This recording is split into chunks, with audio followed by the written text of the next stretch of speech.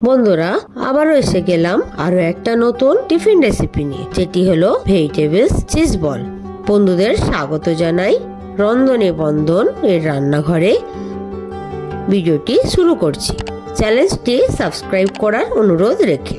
আলু cheese ball বানাবার জন্য নিয়েছি আমি 5 পিস মিডিয়াম সাইজ সিদ্ধ আলু, কিছুটা বাঁধাকপি কুচি, একটা মিডিয়াম সাইজ পেঁয়াজ, অর্ধেক গাজর, এক গুচ্ছি ধনেপাতা, 2 পিস কাঁচা লঙ্কা, 2টি ডিম, কিছুটা ব্রেড ক্রাম্বস, চাট মশলা, সামান্য কর্নফ্লাওয়ার ও চালের গুঁড়ি, চিলি ফ্লেক্স আর একটু নুন। চিজ তো লাগছেই, নামটাই তো ভেজিটেবলস চিজ বল। ধনেপাতাটাকে একটু কুচিয়ে নিচ্ছি, পেঁয়াজটাকেও কুচিয়ে নিলাম,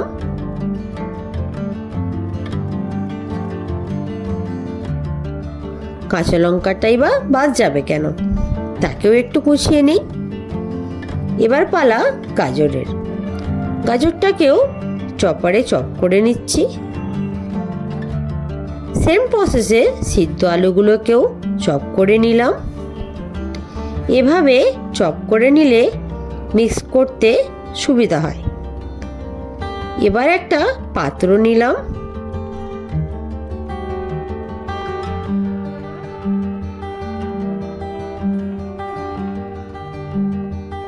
সমস্ত উপকরণগুলোকে পাত্রের মধ্যে রেখে একটি চিজের টুকরো নিয়ে চপারে এইভাবে খুব ভালোবেসে চপ করে নিচ্ছি। 2 চামচ চিলি ফ্লেক্স অ্যাড করছি। ঝাল আপনারা চাইলে কমিয়ে নিতেও পারেন। তাতে 2 চামচ কর্নফ্লাওয়ার, 1 চামচ চালের গুঁড়ি, 1.5 চামচ চাট মশলা। খেয়াল রাখবেন চাট মশলায় নুন থাকে, তাই নুন হিসেব করে দিতে হবে। সমস্ত উপকরণগুলোকে হাত দিয়ে মেখে এটাকে সরিয়ে দেব। চিজগুলোকে ছোট ছোট টুকরো করে নিচ্ছি। 1 চামচ রিফাইন তেল এর উপরে দিয়ে আবারও ভালো করে মেখে নেব।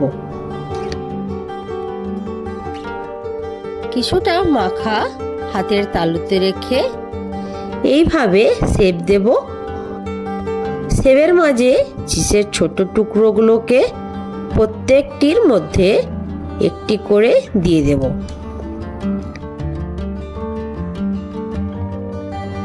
দেখুন একই প্রসেসে সব মাখাটাকে শেপ দিয়ে দিলাম।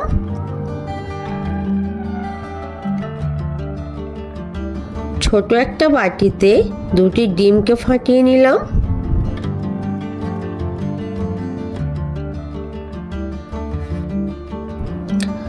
আরও একটি বাটিতে 2 চামচ কর্নফ্লাওয়ার, 1 চামচ ময়দা, 1 চামচ চালের গুঁড়ি, সামান্য জল দিয়ে চামচের সাহায্যে ভালো করে ফাটিয়ে নিলাম। ভেজিটেবলস চিজ বল বানাবার সমস্ত উপকরণ রেডি। দেখুন কিভাবে কোট করছি।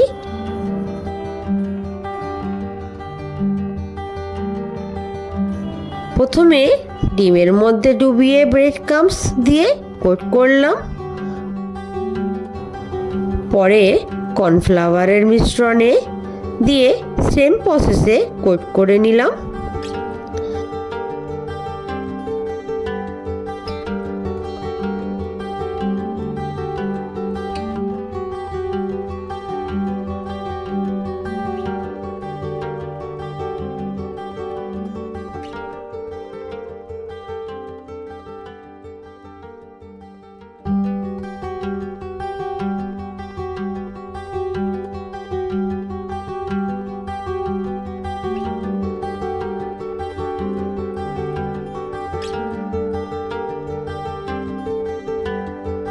প্রতিটি বল এইভাবে কোট করে নেব।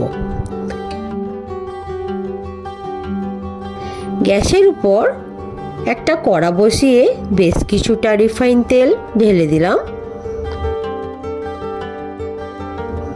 তেলটা গরম হয়ে গেছে।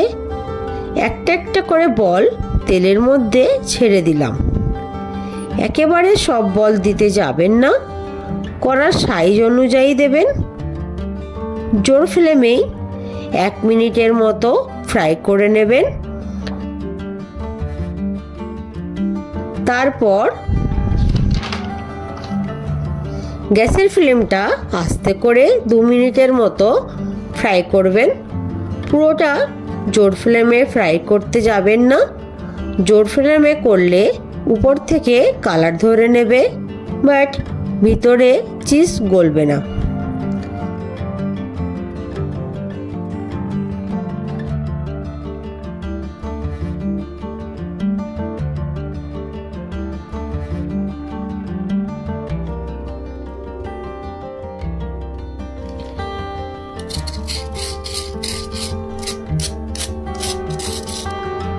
চিজ বল আমার রেডি। ভিডিওটি দেখার জন্য সকল বন্ধুদের ধন্যবাদ। ভালো থাকবেন। টাটা।